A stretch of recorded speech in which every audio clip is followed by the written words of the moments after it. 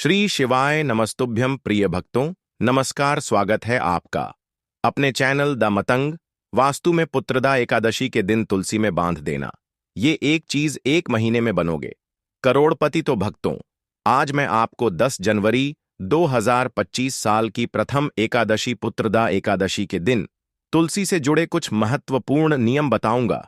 तुलसी के नीचे ऐसा क्या बांध देने से पूरे साल भर घर में धन की वर्षा होती है, बैंक बैलेंस खत्म नहीं होता, 7 पीढ़ी तक करती हैं रुपये पैसों पर राज। भक्तों, तो वीडियो के अंत तक बने रहे।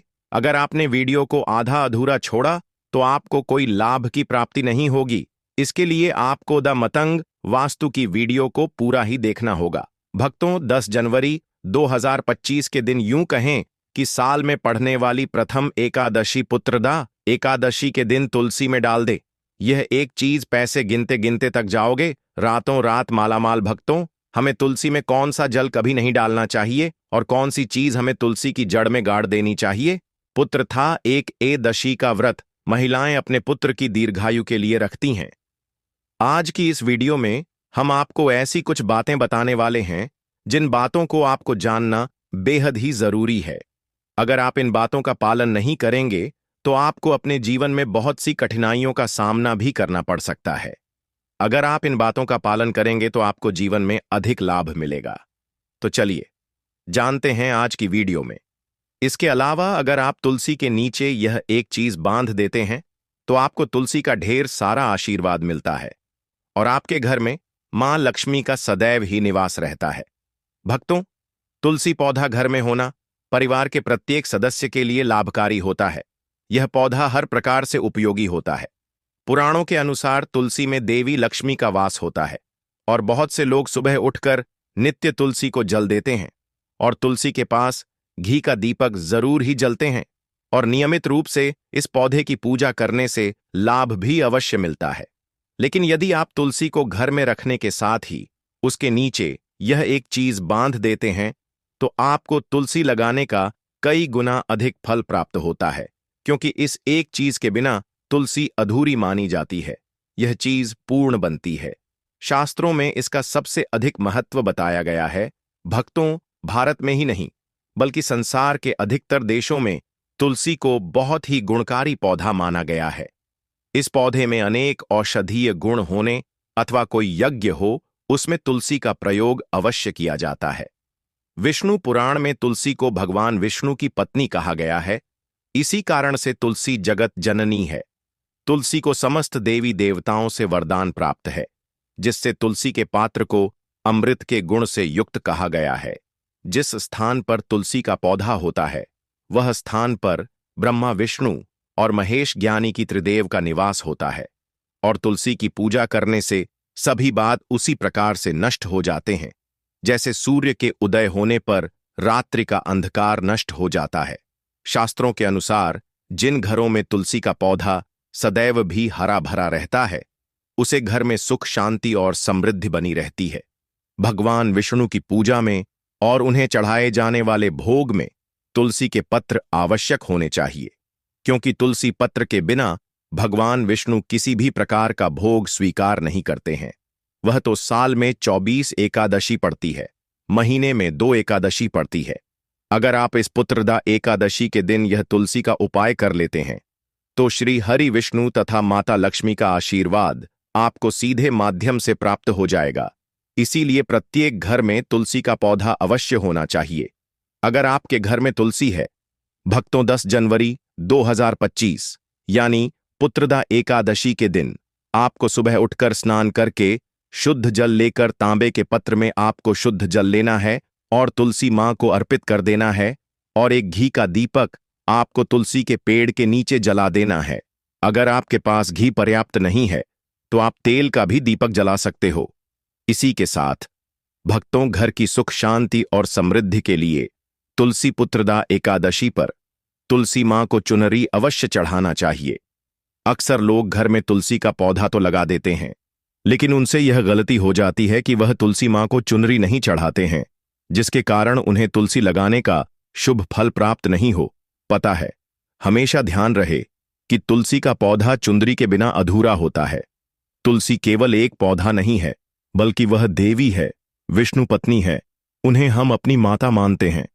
तुलसी माँ माता लक्ष्मी का ही दूसरा रूप है। अगर आपने पुत्रदा एकादशी के दिन माता लक्ष्मी को प्रसन्न कर लिया तो आपका साल 2025 इतना अच्छा गुजरेगा कि धन की कमी नहीं होगी। इसीलिए तुलसी को चुनरी अवश्य ही चढ़ाने चाहिए। इससे पति पत्नी में प्रेम और विश्वास बढ़ता है। घर में रहने वाली महिलाएं श्रद्धा, सुहागन और सौभाग्यशाली रहती हैं।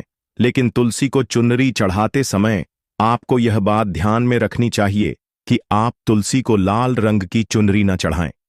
लाल रंग का संबंध मंगल ग्रह से होता है और बुध ग्रह तुलसी से संबंधित होता है। मंगल और बुध ग्रह मित्र नहीं है। भूत के अनुकूल शुक्र ग्रह और शनि है। इसीलिए तुलसी पर लाल चुनरी कभी नहीं चढ़ाने चाहिए। आप तुलसी पर हरे रंग की, पीले रंग की अथवा नीले रंग की चुनरी चढ़ा सकते हैं। लेकिन कई लोग पुरानी फटी हुई चुनरी तुलसी पर बांध देते हैं। ऐसा करना भी अशुभ होता। तुलसी पर नहीं, चुनरी ही बांधनी चाहिए। तुलसी पर ज्वेलरी बढ़ाने के लिए साल की पहली एकादशी, यूं कहे कि पुत्रदा एकादशी, तो यह नया दिन 10 जनवरी 2025 को है, तो वह दिन सर्वोत्तम होता है। 1 जनवरी 2025 के दिन नई चुनरी लाकर उसे तुलसी के पौधे में बांध देने से आपको कई गुना अधिक लाभ प्राप्त होंगे। तुलसी को बिना चुनरी के कभी ना रखें। अगर चुनरी पुरानी हो जाए तो चुनरी को बदलना चाहिए। भक्तों, तुलसी का विवाह भी अवश्य करना चाहिए। इससे मनुष्य के सभी दुखों का अंत होता है और सांस जीवन सुख में बीता है। भक्तों, कुछ लोग जाने अनजाने में तुलसी के पास ऐसी चीज रख देते हैं जिससे तुलसी का अपमान होता है। तुलसी का पौधा बहुत ही संवेदनशील होता है। यह पौधा सभी पौधों में सबसे ज्यादा पवित्र है। इसकी अच्छी तरह से देखभाल करनी पड़ती है, तभी इसके शुभ फल प्राप्त होते हैं। इसीलिए तुलसी के पौधे के पास आपको अपशब्द नहीं बोलने चाहिए। तुलसी के पास भूल से भी जूते, चप्पल अथवा झाड़ू पोछा नहीं रखना चाहिए। इसे आप मान गया है। जहां पर तुलसी का पौधा हो उस स्थान के आसपास थूकने से गौर अनर्थ होता है। तुलसी के पास जल से भरा हुआ पत्र भी नहीं रखना चाहिए। तुलसी के पौधे के पास दीपक जलाने के बाद दीपक को वहां से हटा देना चाहिए, क्योंकि तुलसी के नीचे बुझा हुआ दीपक रखना अशुभ माना जाता है। भक्तों, हो सके तो आप इस पुत्रदा एकादशी के दिन एक तुलसी का पौधा घर में जरूर ही लगा दें और अपने पुत्र की भांति उसे पौधे की देखभाल करें। जैसे जैसे तुलसी का पौधा बढ़ता जाएगा वैसे ही आपके घर की बरकत बढ़ती जाएगी। आपके पुत्र की आयु दीर्घ हो जाएगी। घर वापस किसी प्रकार का क्लेश नहीं होगा। चारों ही तरफ धन की वर्षा होगी। जिस स्थान पर भी तुलसी का पौधा होता है वह स्थान को हमेशा ही स्वच्छ रखना चाहिए। इसीलिए नियमित रूप से तुलसी के पौधे का पास साफ सफाई का ध्यान रखें। तुलसी के पौधे में शिवलिंग और गणेश जी की प्रतिमा नहीं रखनी चाहिए। साथ ही तुलसी के गमले में अन्य किसी भी प्रकार का पौधा भी लगाना अशुभ होता है। तुलसी के पौधे के पास कपड़े भी नहीं सूखने चाहिए, अन्यथा कपड़े से गंदा पानी तुलसी के पौधे पर गिर सकता है। ध्यान रहे, तुलसी के पौधे को नाखून से नहीं तोड़ना चाहिए, इससे तुलसी का अपमान होता है। यदि तुलसी के पत्ते सूखकर गिर जाते हैं तो उन्हें कचरे में नहीं फेंकना चाहिए। उन बातों को आप तुलसी की मिट्टी में ही दबा दें। रविवार के दिन तुलसी के पत्ते नहीं तोड़ने चाहिए और रविवार को तुलसी को जल भी नहीं चढ़ाना चाहिए। बाकी अन्य दिन नित्य बिना चुके तुलसी को सुबह जल देना चाहिए और शाम के समय एक दीपक जलाना चाहिए।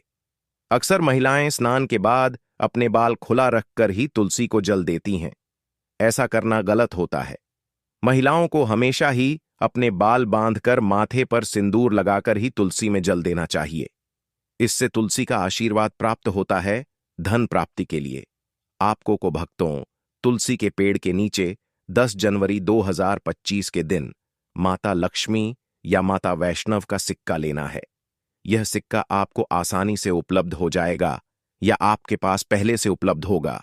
जिस सिक्के के ऊपर माता लक्ष्मी या फिर माता वैष्णव का फोटो लगा होगा, इस सिक्के को पुत्रदा एकादशी के दिन आपको तुलसी के पेड़ के नीचे 10 जनवरी 2025 के दिन पुत्रदा एकादशी के दिन ही दबा देना है और अगले दिन उसे सिक्के को निकालकर स्वच्छ जल से साफ करके नित्य पूजा पाठ करके लाल कपड़े में बांधकर अपने घर की तिजोरी में या फिर अपने पास में रख देना है। इससे आपको अपार धन की प्राप्ति होगी और आपका धन खर्च नहीं होगा बल्कि बढ़ता ही चला जाएगा। भक्तों, घर में तुलसी का पौधा लगाते समय ध्यान रहे, आप इसके लिए गंदी मिट्टी का उपयोग ना करें। तुलसी के पौधे के लिए शमशान की अथवा गंधे वाले स्थान की मिट्टी का कभी उपयोग नहीं करना चाहिए, जिससे तुलसी मां रूठ जाती है और सूखने लगती है। तुलसी का पौधा कभी गंदे स्थान पर नहीं लगना चाहिए, जैसे नाली अथवा बाथरूम के पास तुलसी का पौधा कभी नहीं रखना चाहिए, अन्यथा गंदा पानी तुलसी के पौधे में गिर सकता है, जो बहुत ही अशुभ माना गया है।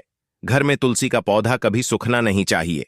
शास्त्रों में ऐसी मान्यता है कि तुलसी का पौधा सूखना अकाल मृत्यु की सूचना देता है।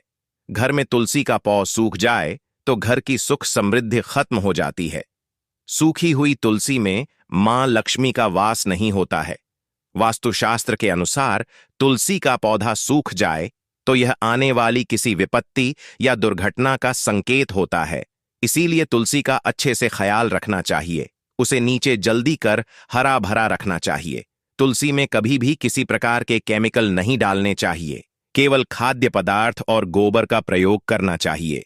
साथ ही इस बात का ख्याल रखें कि तुलसी में मकड़ी के जाले अथवा कीड़े नहीं लगने चाहिए। ऐसे स्थान पर लक्ष्मी वास नहीं करती है। शास्त्रों के अनुसार तुलसी को बिना स्नान किए जल नहीं देना चाहिए और पैरों में चप्पल आदि पहनकर भी तुलसी को जल देते समय ध्यान रहे कि वह जल आपके पैरों पर ना पड़े, इससे तुलसी का अपमान होता है।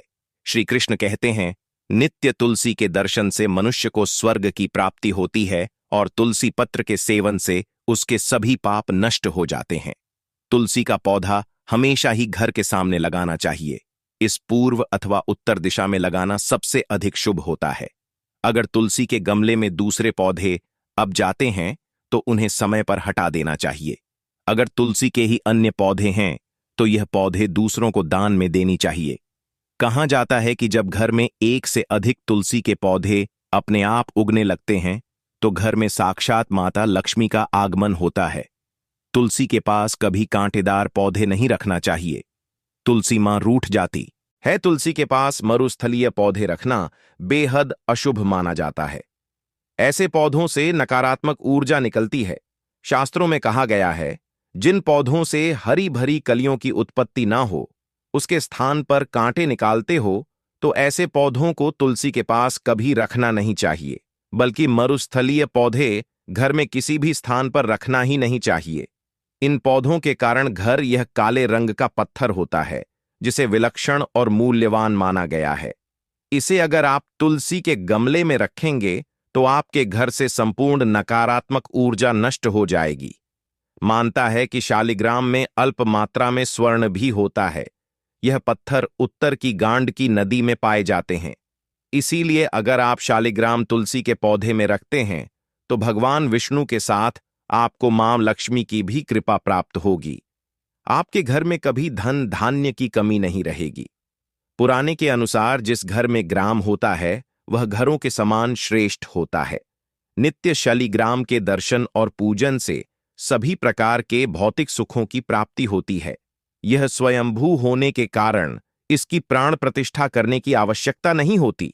ऐसे अगर तुलसी के पास रखकर इसकी पूजा रोज की जाती है तो धन संबंधी कोई समस्या नहीं आती है। विष्णु पुराण के अनुसार मृत्यु के समय शालिग्राम के चरण अमृत का जल सभी बातों से मुक्ति दिलाता है। वह मृत्यु के पश्चात बैकुंठ चला जाता है। यह चरण अमृत औषधि के समान है। जो इसका सेवन करता है उसे मोक्ष मिल जाता है।